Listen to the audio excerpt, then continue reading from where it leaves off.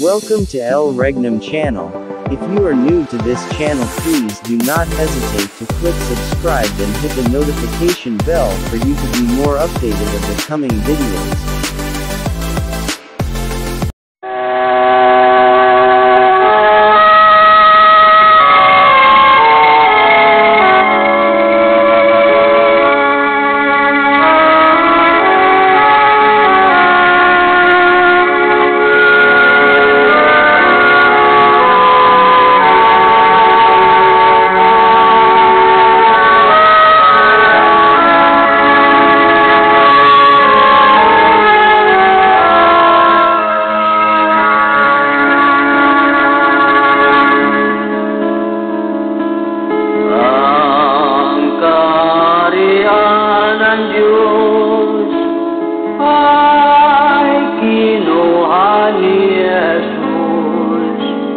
Sa lumang Jerusalem,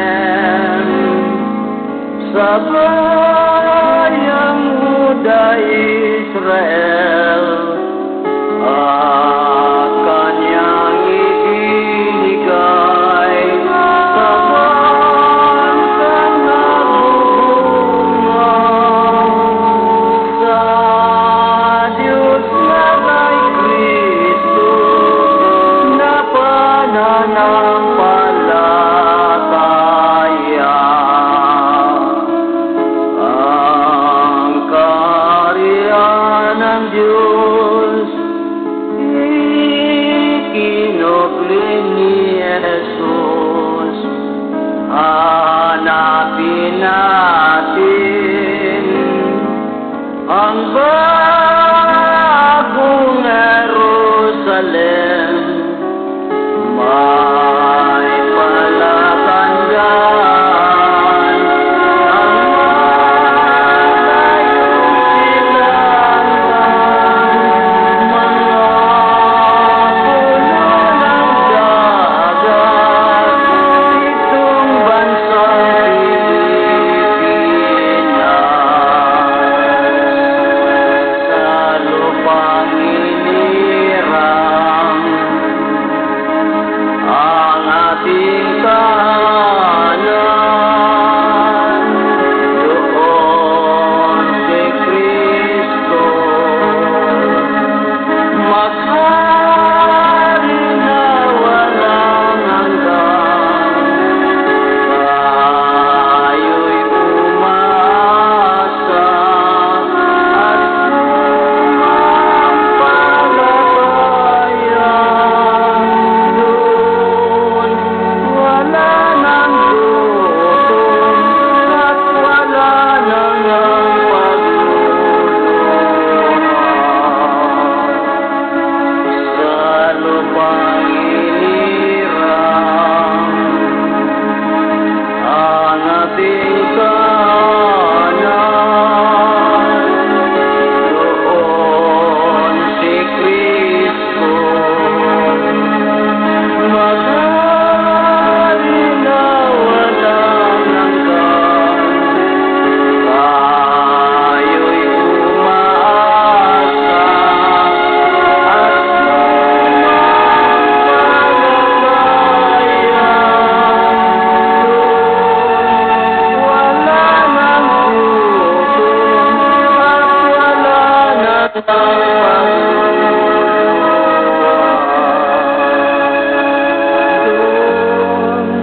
Doon wala nang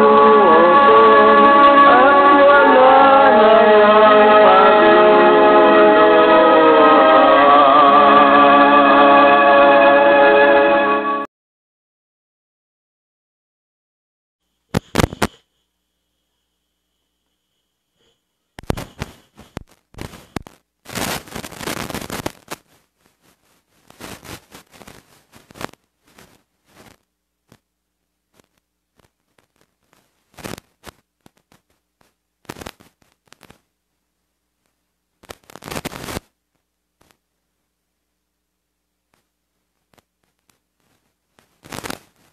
Ang lahat.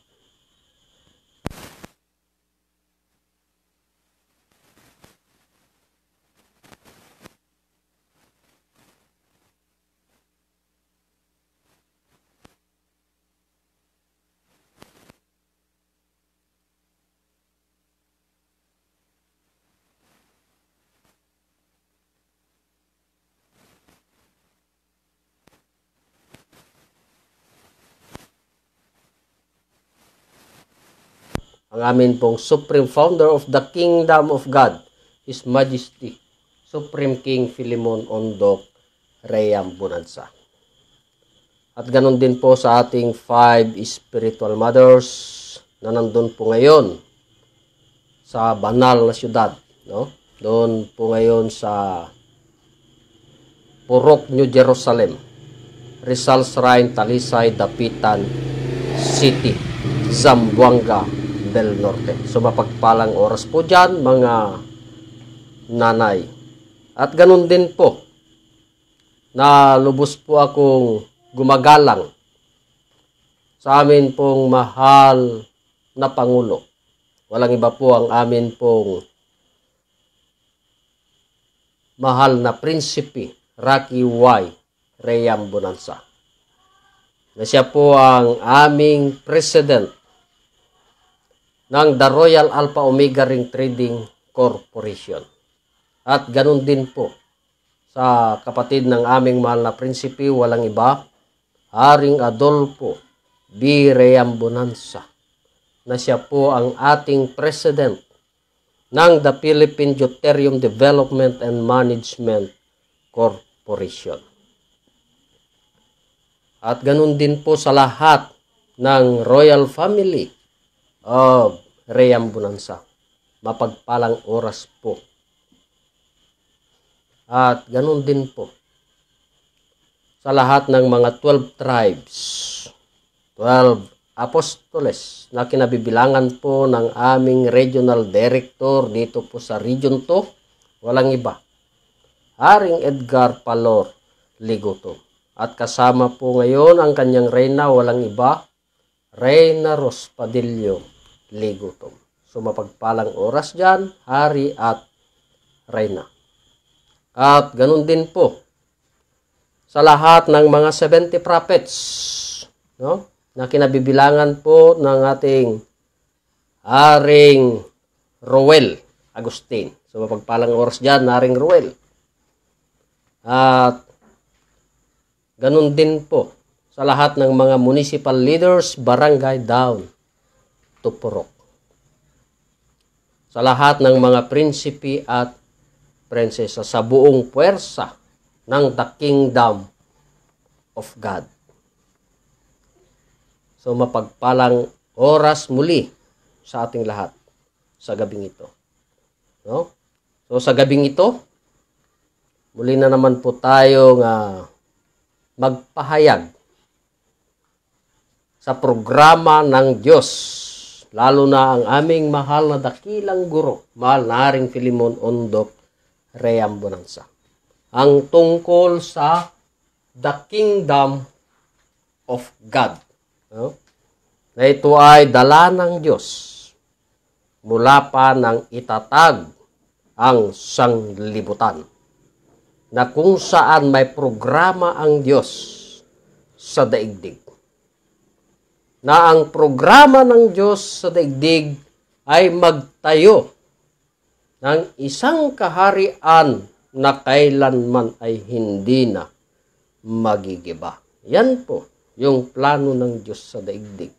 Sapagkat ang kaharian nga ay hinanda na ng Diyos mula pa ng itatag ang sanglibutan para ipamana niya sa kanyang mga nasa kanyang kanan.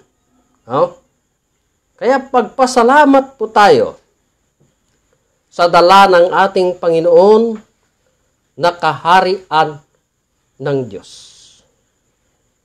Sapagkat kung alalahanin natin ang istorya ng Diyos sa daigdig, na kung saan ay gumamit pa ang Diyos ng may laman at may katawan, na pinasukan ng banal na Espiritu Santo ng Diyos. Yan ay istorya ng Diyos sa daigdig.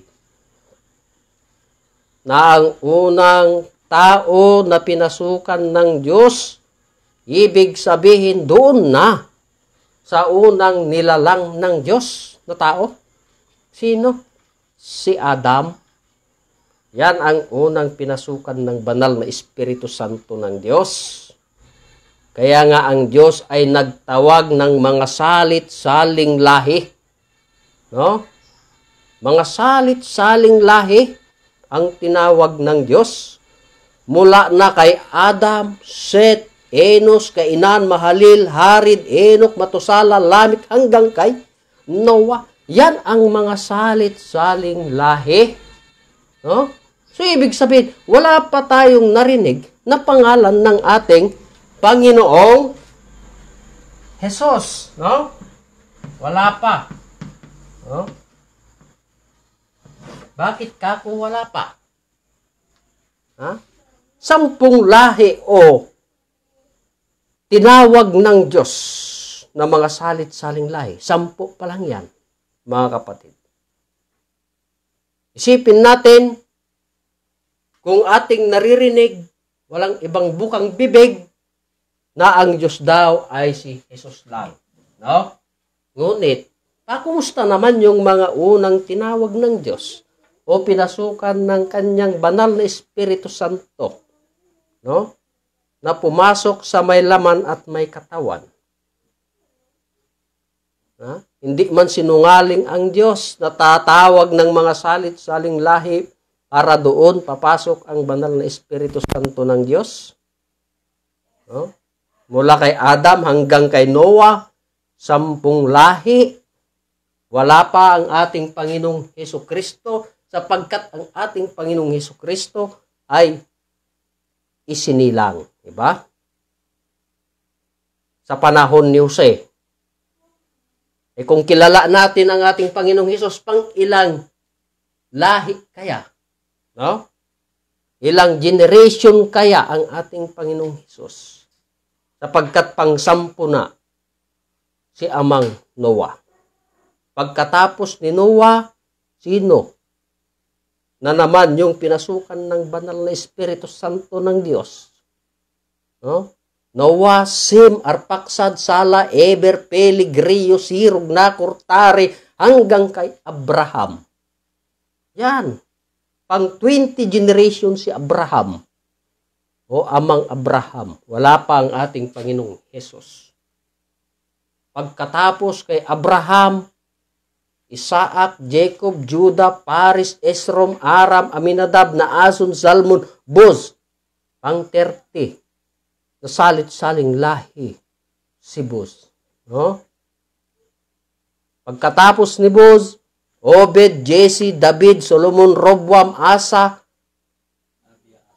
Abia, Asa, Usapat, Uram, Oseas. No? Pangilan si Oseas? Pang 40 generation. Pagkatapos ni Oseas, Watam, Akas, Ezekias, Manases, Amon, Hosias, Hikonyas, Salatel, Zorobabel, hanggang kay Abiod. Ang tanong, nandyan na ba ang ating Panginoong Hesus? Kung nakikilala nating Diyos ang ating Panginoong Hesus. Pang ilang lahi o pang ilang generation. Para maalaman natin yung istorya ng Diyos sa daigdig. Kung ano nga ba talaga yung dala ng Diyos mula pa nang itatag ang sanglibutan. No? Pagkatapos ni Abiod, Eliakim, Azor, Sadok, Akim, Eliud, Eleazar, Matan, Jacob, Joseph, hanggang sa ating Panginoong Jesus. Pang ilan? Pang 60 generation. Yan ang pang 60 generation ang ating Panginoong Jesus. Na kung saan ginamit ng Diyos ang isang babae na si Birheng Maria, na kung saan ipanganak niya ang ating Panginoong Jesus. Nagpasilang, mga kapatid, kung nakikilala natin na Diyos talaga ang ating Panginoong Hesus, ay ang ilang generation? Pang 60 generation. Kung pang 60 generation ang ating Panginoong Hesus, alamin natin yung istorya ng Diyos sa panahon ng ating Panginoong Hesus. Ano nga ba yung pakay o dala ng ating Panginoong Hesus, mga kapatid. Ano kaya yung plano ng Diyos na ang ating Panginoong Hesus, mga kapatid? Ang dala o plano ng Diyos ay ipangaral ang ebanghelyo sa kaharian or kingdom of God. Saan ipangangaral ito? Itong kaharian ng Diyos. Baka doon sa taas. No? Saan ba isinilang ang ating Panginoong Hesus? Doon kaya sa taas? Alam natin na ang ating Panginoong Hesus ay isinilang pa doon sa sabsaban ng hayop, no? O baka. Saan? Doon sa Bethlehem. Diba? Ngunit, ang dala niya ay Kingdom of God. Ipangaral ang kaharian ng Diyos. Saan? Saan ba yung Bethlehem?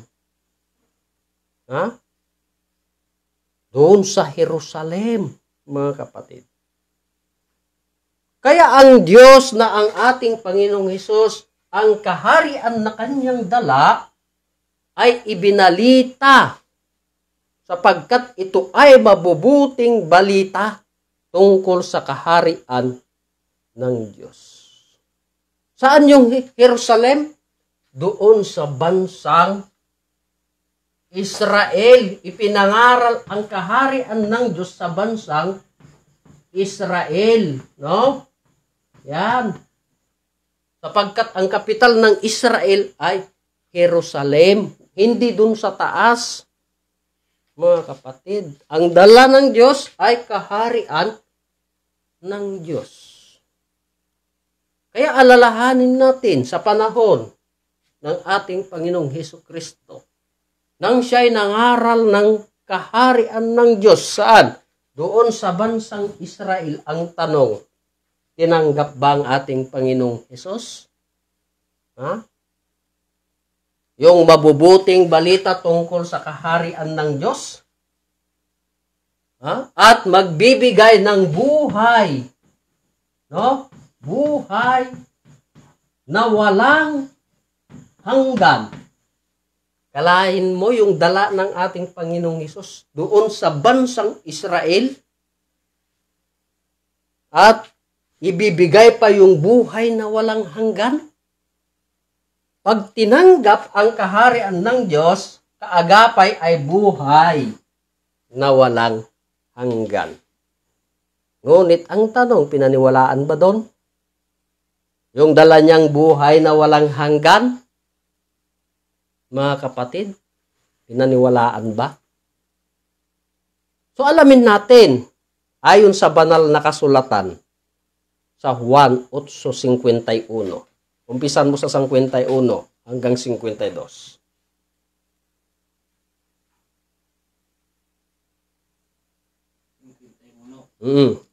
8:51-52.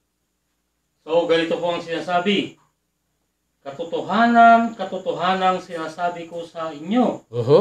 Kung ang sinuman ay tutupad ng aking salita, ay hindi siya makakakita magpakailanman ng kamatayan. Yan. Sa 52. Sinabi ng mga Hudyo sa kaniya. Anong sinabi? Ngayon nalalaman namin mayroong kang demonyo. Namatay si Abraham at ang mga propeta. At sinabi mo, kung ang sinuman ay tutupad ng aking salita, ay hindi niya matitikman magpakailanman ang kamatayan. Tignan ninyo. Ang ganda ng dala ng ating Panginoong Hesukristo. Paano tatanggapin yung buhay na walang hanggan? Hindi nga tinanggap yung kaharian ng Diyos. Ginawa pa ang ating Panginoong Hesus. Anong tawag sa kanya doon? Ginawa pa siyang demonyo. Hindi kaya yun masakit? Hindi kaya magalit ang Diyos doon? Sa salita nila, hindi kaya siya mapapahiya sa mga tao? Halimbawa na lang sa mga tao, pag Pag tayo'y pinagsabihan na mayroon tayong demonyo, hindi ka kaya magagalit, di lalong-lalo na kaya ang ating Panginoon.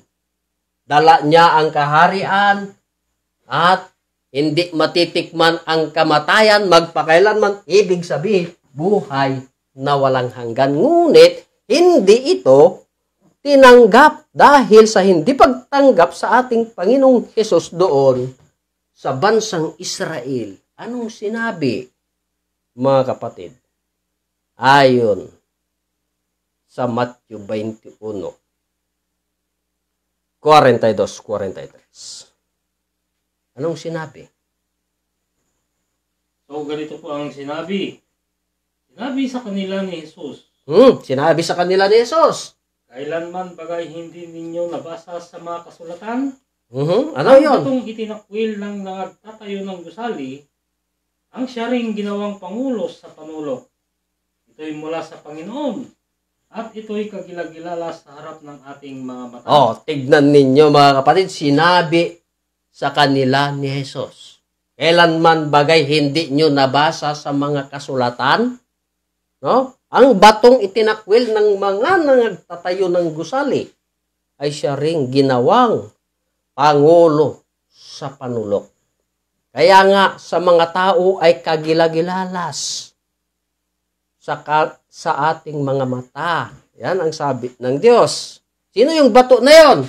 Walang iba kundi si Kristo, ang ating Panginoong Hesus. Dahil doon, ginawa siyang pangulo sa panulok, no? Hinuli siya at pinako sa cross. No? Kaya ginawa na siyang pangulo sa panulok.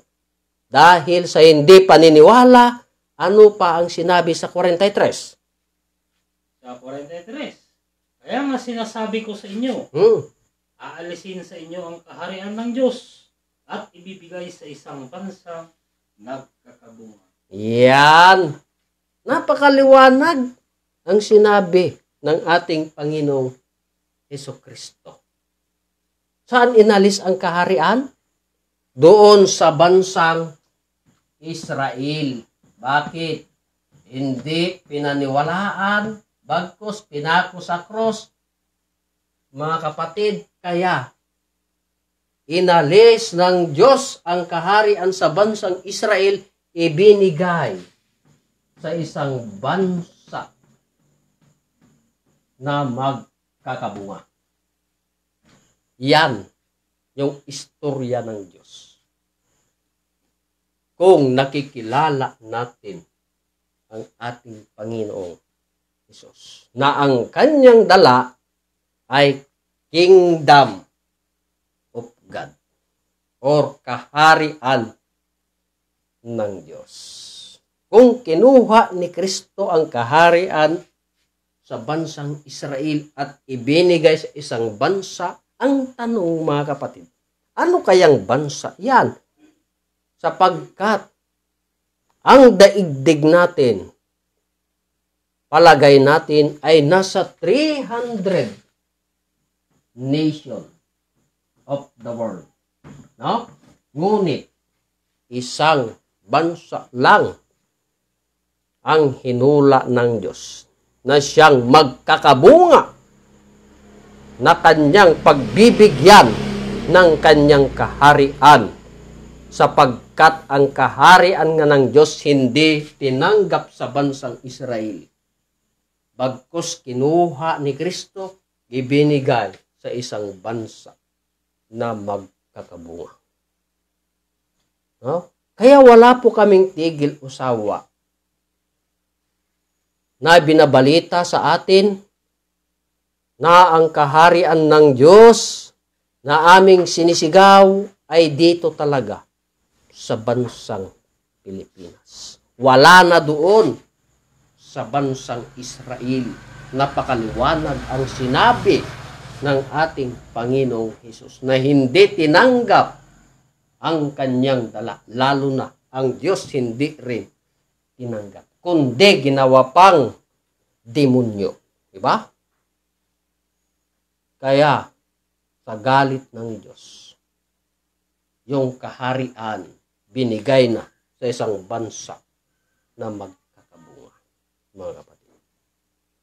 Kaya sa gabing ito, muli na naman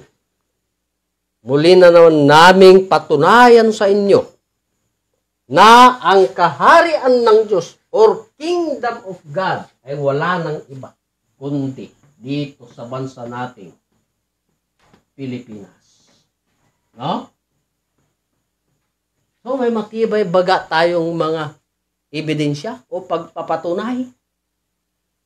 Mga kapatid, mayroon na kung saan binahagi sa amin ng aming mahal na dakilang guro, mahal na Haring Filemon Ondok Reambonanza, na sinigaw pa na ang kaharian ng Diyos dito sa bansang Pilipinas, sinigaw ng aming mahal na hari noong July 27, 1982. Yan, mga kapatid, pinatunayan po ng aming mahal na hari.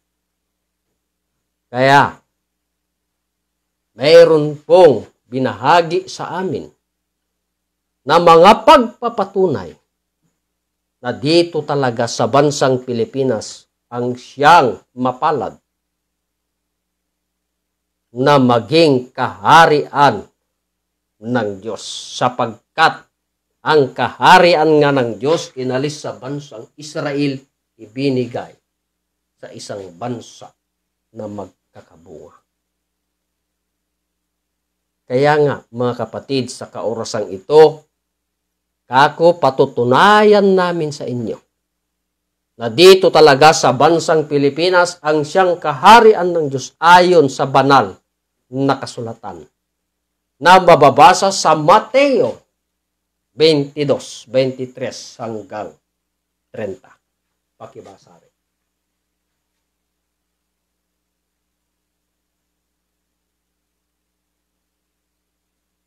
So ganito po ang mababasa sa banal na kasulatan. Nang araw na yaon ay nagsilapit sa kanya ng mga Sadusyo na nangagsasabi, walang pagkabuhay na maguli, at siya ay kanilang tinanong. Sa 24, na sinasabi, Guro, sinabi ni Moises, kung mamatay na walang mga anak ang isang lalaki, ay mag-aasawa ang kanyang kapatid na lalaki sa asawa niya at magkakaanak sa kaniyang kapatid na lalaki. Sa 25, nagkaroon nga sa amin ang 7 magkakapatid na lalaki at nag-asawa ng panganay at namatay. At sapagkat hindi siya nagkaanak, ay iniwan niya ang kanyang asawa sa kanyang kapatid na lalaki. Sa 26, gayon din naman ang nangyari sa pangalawa at sa pangatlo hanggang sa ikapito. Sa 27, at sa kahuli-hulihan nilang lahat ay namatay ang babae. Sa 28, sa pagkabuhay na maguli, sino kaya doon sa pito ang magiging asawa, sapagkat siya ay naging asawa nilang lahat. Sa 29, ngunit sumagot si Jesus at sinabi sa kanila, nangagkakamali kayo sa hindi pagkaalam ng mga kasulatan, ni man ang kapangyarihan man ng Diyos. Sa 30, sapagkat sa pagkabuhay na maguli ay hindi na mag-aasawa ni mga pag-aasawahin pa, kundi gaya ng mga anghel sa langit. So yan po, mga kapatid, ang nabasa ayon sa banal na kasulatan. No? Na kung saan ang kaharian ng Diyos ay inalis sa bansang Israel. Ibinigay sa isang bansa na nagkakabunga. No? Gumamit ang Diyos ng babae. No? Na ang babaeng ito ay nag-asawa ng 7 magkakapatid. Kalain mo, 7 ang asawa ng babae, magkakapatid pa naman. No? Kung isipin po natin, mga kapatid, kung literal na babae ay nag-asawa ng 7 magkakapatid, halimbawa, kung may kapitbahay kayo na babae, nag-asawa ng 7 magkakapatid, ano kaya sa palagay natin? Ha? Ano kaya sa palagay natin, mga kapatid? Hindi kaya natin masabi na napakalaswa ng mga babae na yan, 7 pa ang asawa, magkakapatid pa naman? Pero hindi po ganun ang ibig sabihin sa nabasa sa banal na kasulatan. Kundi, ang babaeng ito ay ginamit ng Diyos na talinhagang salita kung nasaan ang kaharian ng Diyos. Sapagkat ang kaharian ng Diyos inalis sa bansang Israel, ibinigay sa isang bansa na magkakabunga. No? Ngunit, sino kaya itong babae na inyong nakita? No? Sapagkat nag-asawa siya ng 7 magkakapatid. Sino kaya yung babae na yan, mga kapatid? So, basahin po natin ayon sa banal na kasulatan sa Revelation 17:18. Kung sino baga itong babae na nag-asawa ng 7 magkakapatid. So, ganito po ang sinasabi. At ang babae na iyong nakita ay ang dakilang bayan. Yan. Tuloy. Na naghahari sa mga hari sa lupa. Yan. Napakaliwanag ang sinabi ng Diyos. Ang babae na iyong nakita ay siyang dakilang bayan. No? Dakilang bayan. Yung babae, siya yung dakilang bayan. Na siyang nagahari sa mga hari sa lupa. Napakatalinhagang salita. No? Sapagkat ang kaharian ng Diyos inalis sa bansang Israel, ibinigay sa isang bansa na nagkakabunga. Yung babae, siya pala yung dakilang bayan. Ngunit, ayon sa banal na kasulatan, sino-sino kaya yung asawa ng babaeng ito? No? Ayon sa banal na kasulatan.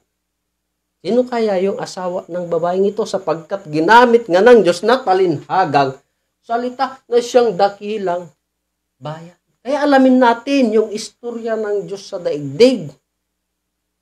No?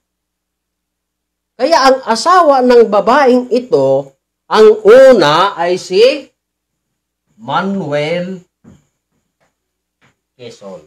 No? Namatay. Ayon sa banal na kasulatan. Ibinigay din sa pangalawa.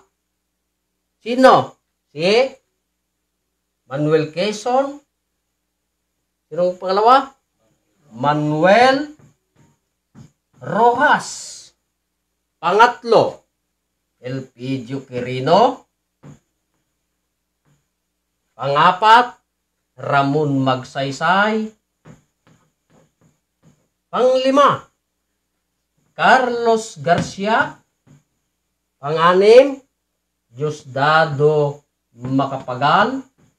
At ang pangpito, walang iba, Ferdinand Marcos.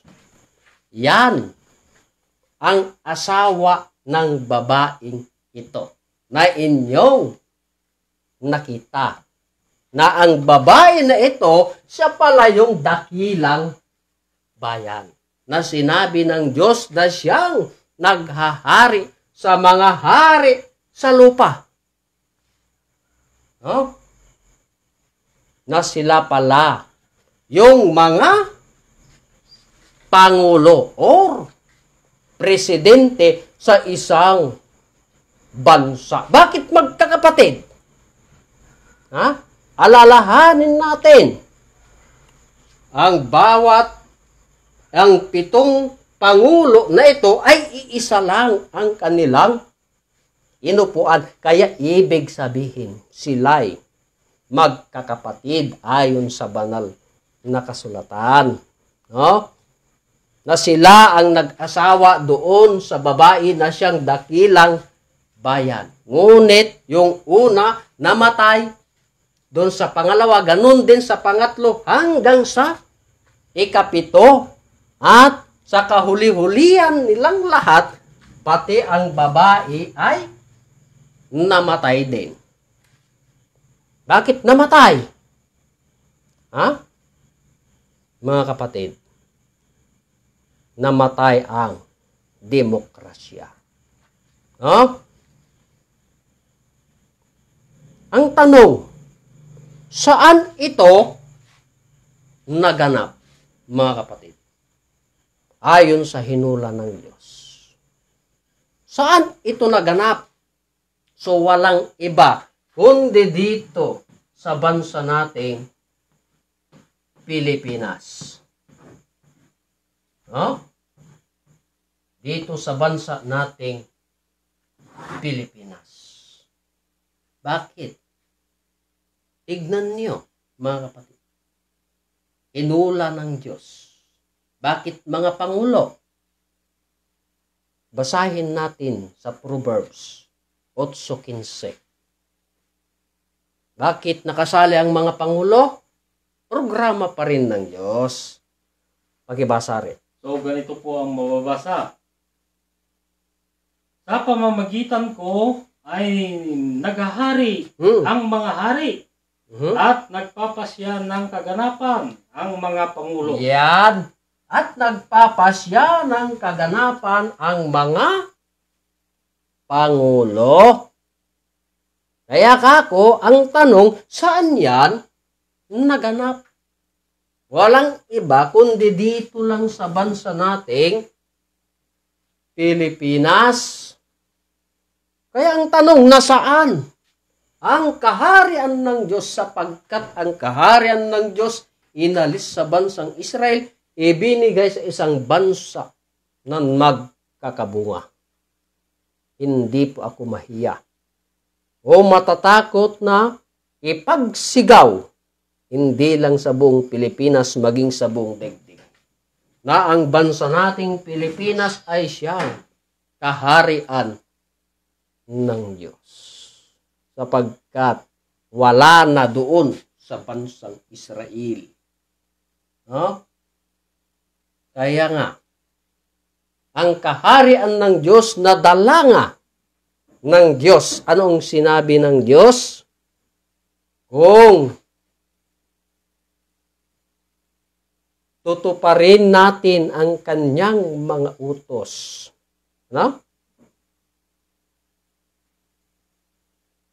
Anong sabi ng Diyos? Kung tutuparin natin ang mga utos, ay ibibigay niya ang kanyang pangako mula pa nang itatag ang sanglibutan. At hindi na matitikman ang kamatayan magpakailanman. Ibig sabihin, buhay na walang hanggan. Buhay na walang hanggan. Kaya pag nalaman natin ang kingdom of God, ano ang isusunod? Yung katwiran ng Diyos at lahat ng mga bagay na ito ay pawang idaragdag sa inyo. Sabi yan ng Diyos. Kaya kung naniniwala tayo sa Diyos at tutupad sa kanyang mga utos, hindi kaya natin matitikman yung mga pangako ng Diyos? Matitikman po natin. Lalong-lalo na yung buhay na walang hanggan. Sapagkat ang Diyos nga ay hindi Diyos sa mga patay, kundi Diyos sa mga buhay. Kaya nga, ang Diyos ay magbibigay ng buhay na walang hanggan. Hindi yung patay bibigyan ng buhay na walang hanggan, kundi yun ding mga buhay. Kaya, sinabi ng Diyos, ayon sa Juan 14:15. No? Anong sinabi diyan? Ari, pakibasa. So, ganito po ang mababasa. Kung ako'y inyong iniibig, ay tutuparin ninyo ang aking mga utos. Yan. Napakaganda yung sinabi ng Diyos. Kung naniniwala tayo sa madaling na lang salita, kung naniniwala tayo sa Diyos, no? Ang ating Panginoong Hesus, anong sinabi niya? Ay tutuparin nyo ang aking mga utos. Wala namang hindi naniniwala sa atin dito, lalo na sa bansang Pilipinas, no?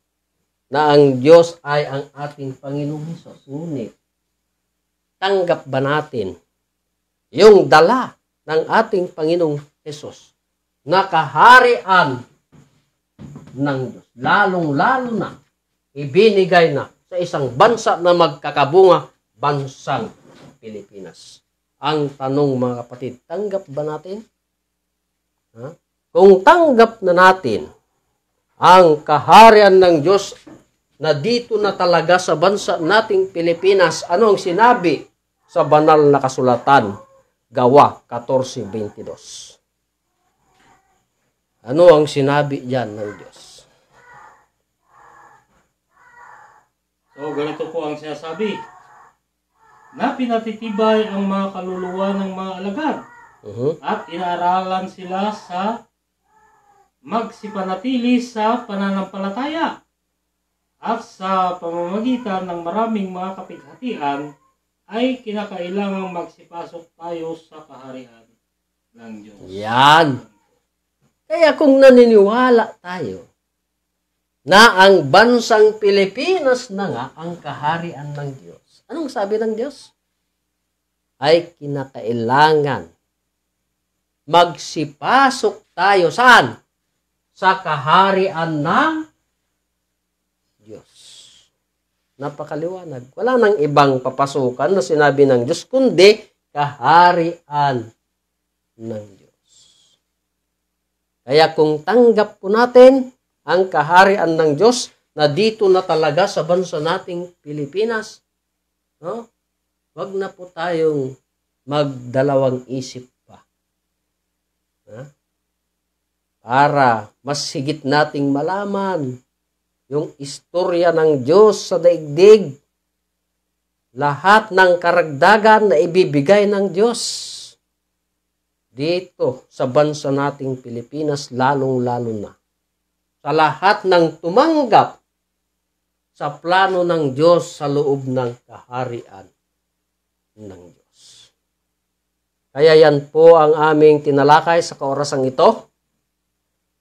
Sa ating mga taga-subaybay, kami po'y lubos na nagpapasalamat sa inyo pong pakikinig at panunood sa aming Facebook Live dito po sa Bayan ng Madela, Barangay Poblacion Sur, dito po sa Region 2. No? Dito po sa aming bahay. Kaya inuulit ko sa lahat ng mga sumusubaybay. Maraming salamat po sa ating lahat, no? At ganun din sa amin pong Regional Director dito po sa Region 2. Walang iba po ang aming Haring Edgar Palor Ligoto. Kasama po ang kanyang Reyna Ros Padillo Ligoto. At ganun din po na lubos na paggalang at pasasalamat sa aming mahal na Pangulo, ang amin pong mahal na Prinsipe Rocky Y. Reambunanza. Maraming salamat po, mahal na Prinsipe, higit sa lahat sa amin pong Divine Mentor, ang amin pong Supreme Founder of the Kingdom of God, His Majesty, Supreme King Philemon Ondok Reambonanza. Kaya inuulit ko, maraming salamat sa ating lahat. So bago po kami magtatapos, ay muli mag-alay po na naman po kami ng isa na namang awitin na kanta po ng